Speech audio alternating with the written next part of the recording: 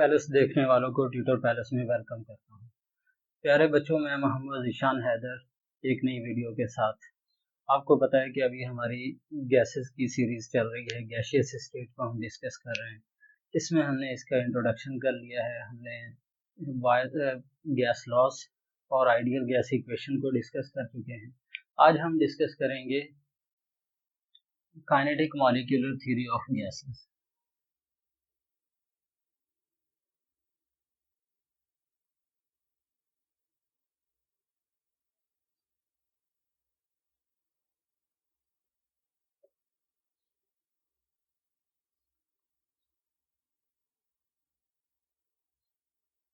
आज हमने क्या डिस्कस करना है?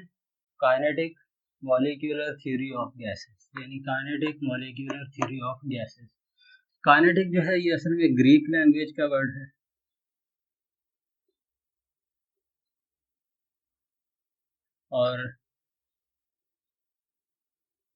और काइनियन से निकला है। और काइनियन का मतलब क्या होता है? To move. क्योंकि गैस के जो मॉलिक्यूल्स होते हैं वो हर वक्त हरकत में रहते हैं, हर वक्त मूवमेंट में रहते हैं। हर वक्त हरकत या मूवमेंट में रहने की वजह से इन गैस मॉलिक्यूल्स को के लिए जो वर्ड यूज किया गया वो काइनेटिक का किया गया कि kinetic molecular theory of gases, कि ये मॉलिक्यूल्स किस तरीके से मूव करते हैं, क्या करते हैं, इनका बिहेवियर क्या है, इनकी प्रॉपर्टीज क्या है, ये हमने डिस्कस करना है। इसमें सबसे पहली चीज क्या है कि गैस मॉलिक्यूल्स क्या होते हैं? Gas molecules are very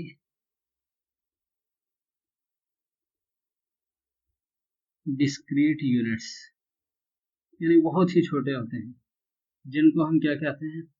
called molecules. इनको क्या कहते हैं? मॉलिक्यूल कहते हैं। ये क्या कहते हैं? Spread through out the container,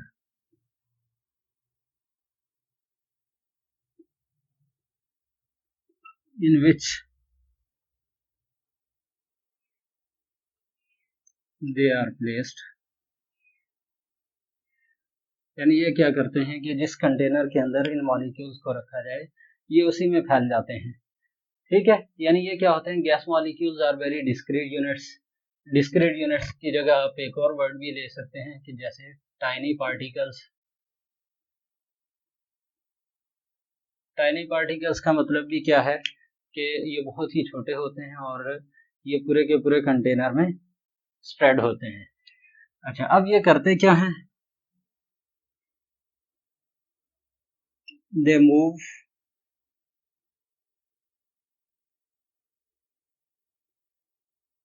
randomly, कि ये हमेशा रैंडमली मूव करते हैं। वैसे तो होता यह है कि ये जो मॉलिक्यूल्स होते हैं, जैसे एक ये मॉलिक्यूल है, ये स्ट्रेट लाइन में मूव करते हैं। किसी मॉलिक्यूल से टकराया, डायरेक्शन चेंज, फिर टकराया, फिर डायरेक्शन चेंज, फिर टकराया, फिर डायरेक्शन चेंज, फिर टकराया, फिर डायरेक्शन चेंज। यानी असल में होता यह है कि ये मूव तो स्ट्रेट लाइन करते हैं, लेकिन क्या होता है कि जैसे ही कोलिजन हुई डायरेक्शन चेंज, फिर कोलिजन हुई डायरेक्शन चेंज, फिर कोलिजन हुई डायरेक्शन चेंज। यानी ये होता क्या है कि दे मूव रैंडमली, इसीलिए कहा जाता है कि इनकी कोई डायरेक्शन रह नहीं जाती। होते तो स्ट्रेट लाइन मूव करते हैं, लेकिन जब ये किसी दूसरे मॉलिक्यूल से टकराते हैं तो टकराने के बाद इनकी डायरेक्शन चेंज हो जाती है। अच्छा, फिर क्या होता है कि जब ये मॉलिक्यूल कोलाइड कर रहे होते हैं तो हम क्या कह सकते हैं कि कोलाइड करने के दौरान इनका जो एवरेज डिस्टेंस होता है उसको मीन फ्री पाथ कहते हैं। Average distance between gas molecules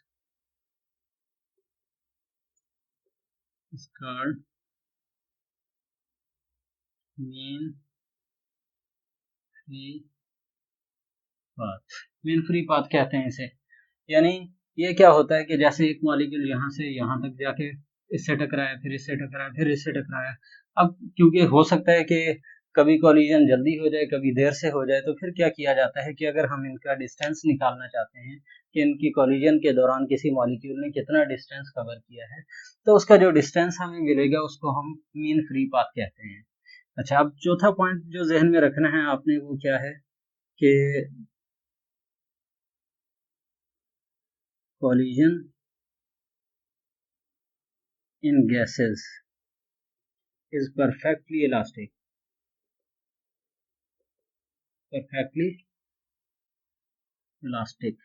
इनकी जो कोलिजन होती है वो हमेशा क्या होती है, इलास्टिक। इलास्टिक कोलिजन का मतलब क्या है?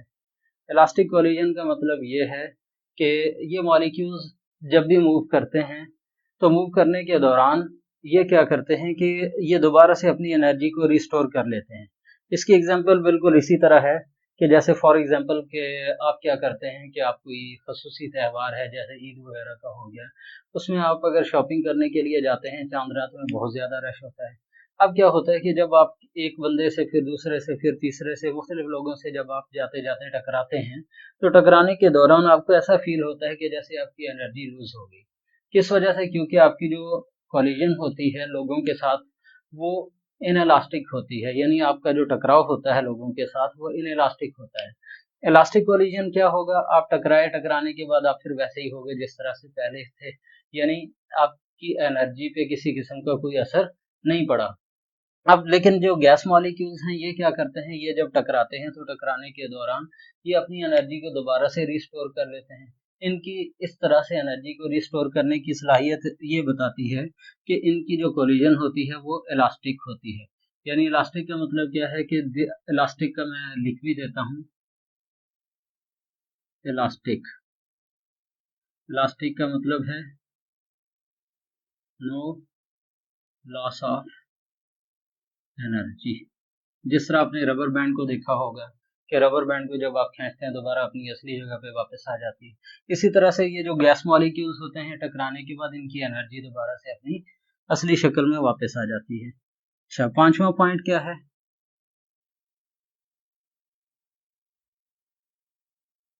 They create pressure.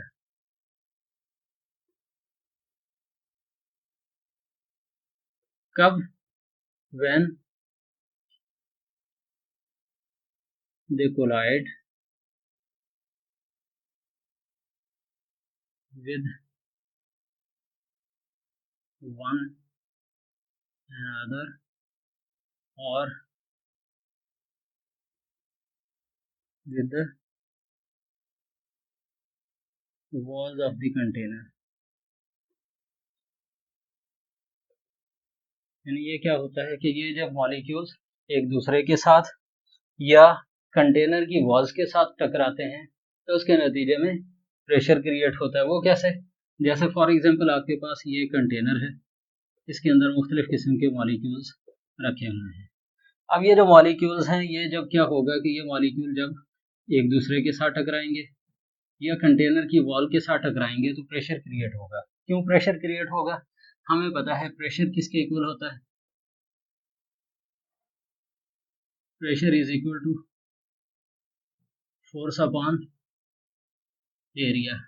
यानी ये किसी न किसी फोर्स से जाके टकराएंगे और जिस पॉइंट पे जाके टकराएंगे उस एरिया से, यानी फोर्स पर यूनिट एरिया के ऊपर जब जो चीज क्रिएट होगी उसको प्रेशर कहेंगे। यानी मॉलिक्यूल्स क्या करते हैं, जब एक दूसरे के साथ या कंटेनर की वॉल्स के साथ टकराते हैं तो टकराने के नतीजे में वो एक प्रेशर फील करते हैं। तो ये जो प्रेशर फील करते हैं ये यानी ये क्या होगा, इसको हम क्या कहेंगे कि दे create pressure when they collide with one another and with the walls of the container। के जब ये एक दूसरे के साथ या कंटेनर की वॉल्स के साथ टकराते हैं तो उसके नतीजे में प्रेशर क्रिएट होता है। अच्छा, अब इसका सिक्स्थ पॉइंट क्या होगा? सिक्स्थ पॉइंट इसका क्या होना चाहिए?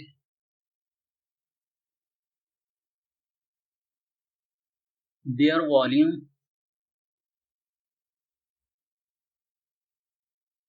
Is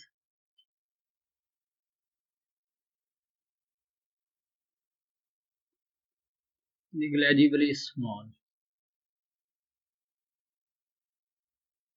due to large empty spaces, क्योंकि इनके दरमियान बहुत ज़्यादा फासला होता है, तो इस वजह से इनका जो वॉल्यूम होता है हम उसको ये अक्सर ये कहा जाता है कि ये नेग्लिजिबली स्मॉल है। यानी अब क्या है कि जैसे फॉर एग्जांपल आपके पास ये कंटेनर है, इसके अंदर ये मॉलिक्यूल्स भरे हुए हैं, आपने क्या किया, इन मॉलिक्यूल्स को सही से इसके कंटेनर के अंदर भरा हुआ है। अब आप क्या करें कि इन मॉलिक्यूल्स को अगर आप किसी एक कोने में ले जाएं, ये मॉलिक्यूल्स इतनी सी जगह में सारे के सारे समा जाएंगे, यानी जो पूरे के पूरे कंटेनर को अगर देखा जाए तो उसके लिहाज से इनका वॉल्यूम ना होने के बराबर है। या अब ये यानी ये क्या होगा कि इससे हम अंदाज़ा लगा सकते हैं कि इनका जो वॉल्यूम होता है वो बहुत ही कम होता है। अच्छा, अब 7th पॉइंट क्या होता है, देयर इज नो अट्रैक्टिव और repulsive forces among the molecules के दरमियान ना तो अट्रैक्टिव फोर्सेस होती हैं और ना ही रिपल्सिव फोर्सेस होती हैं। किस वजह से? क्योंकि हम ये कहते हैं कि ये जो मॉलिक्यूल्स होते हैं इनके दरमियान डिस्टेंस बहुत ज़्यादा होता है। इनके दरमियान डिस्टेंस ज़्यादा होने की वजह से इनमें ना तो अट्रैक्टिव फोर्सेस होती हैं और ना ही इनके अंदर रिपल्सिव फोर्सेस होती हैं। ख़ासतौर पे हम जब इसमें डिस्कस करते हैं तो हम इसमें ज़्यादातर जो डिस्कस करते हैं वो इसकी अट्रैक्टिव फोर्सेस की बात करते हैं कि ये जो होती हैं इनके अंदर अट्रैक्टिव फोर्सेस नहीं होती काइनेटिक मॉलिक्यूलर थ्योरी के मुताबिक। अगर देखा जाए तो हम जो डिस्कस कर रहे हैं ये रियल गैसेस को तो एक्सप्लेन शायद ना करे, लेकिन ये आइडियल गैसेस के लिए है, क्योंकि इंसान की नेचर है कि इंसान जब भी कोई काम करता है तो हमेशा वो आइडियलिज्म पे बिलीव करता है, वो हर चीज़ को आइडियलाइज करके सोचता है जिसके अंदर किसी किस्म की कोई मिस्टेक नहीं है। अब इसका जो 8th पॉइंट है, 8th पॉइंट क्या होगा कि ये जो मॉलिक्यूल्स होते हैं ये हमेशा मूवमेंट में होते हैं। जब मूवमेंट में होते हैं तो इनकी एवरेज काइनेटिक एनर्जी भी होगी, यानी हम ये कह सकते हैं the speed of the molecules depends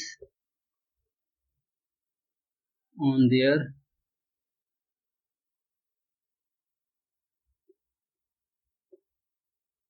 kinetic energy. यानी इनकी जो स्पीड होती है, स्पीड ऑफ मॉलिक्यूल, जब मॉलिक्यूल्स मूव कर रहे होते हैं तो इनकी जो स्पीड होती है वो किस पे डिपेंड करती है, वो इनकी काइनेटिक एनर्जी के ऊपर डिपेंड करती है। अच्छा, अब इसका अगर हम 8 पॉइंट 9 पॉइंट अगर लें तो हम कह सकते हैं kinetic energy is directly proportional to the absolute temperature, बल्कि इसको हम कहेंगे av, average kinetic energy is directly proportional to the temperature. के ये टेम्परेचर के डायरेक्टली प्रोपोर्शनल है, क्यों? क्योंकि जितनी ज़्यादा काइनेटिक एनर्जी होगी टेम्परेचर उतना ज़्यादा होगा। इस वजह से हम ये कह सकते हैं कि average kinetic energy is directly proportional to the absolute temperature. तो इसका मतलब ये हुआ कि तकरीबन ज़्यादातर जो गैसेस हैं उनकी एवरेज काइनेटिक एनर्जी जो है वो हमेशा सेम होगी। ठीक है, ये जो है यानी ये आपने ये कर लिया। इसके अलावा हम एक और चीज़ भी कह सकते हैं कि इनका जो मोमेंटम होता है, यानी जो मूव करने की जो सलाहियत होती है वो भी इनकी काइनेटिक एनर्जी के ऊपर डिपेंड करती है, इनकी जो एवरेज काइनेटिक एनर्जी है उसके ऊपर डिपेंड करती है। Kinetic molecular theory of gases ये हमेशा आइडियल गैसेस पे अप्लाई होती है, रियल गैसेस के ऊपर ये अप्लाई नहीं होती। क्यों? क्योंकि रियल गैसेस के कुछ अपने पैरामीटर्स हैं, वो हम डिस्कस करेंगे आइडियल और नॉन आइडियल गैसेस के अंदर। आपने बस इसमें ये याद रखना है कि एवरेज ये जो काइनेटिक मॉलिक्यूलर थ्योरी है ये आइडियल गैसेस के लिए तो वैलिड है, लेकिन नॉन आइडियल गैसेस के लिए ये इतनी वैलिड नहीं है। उम्मीद है कि आपको ये टॉपिक काफ़ी अच्छे से समझ आया होगा। Thank you so much. अल्लाह हाफिज़।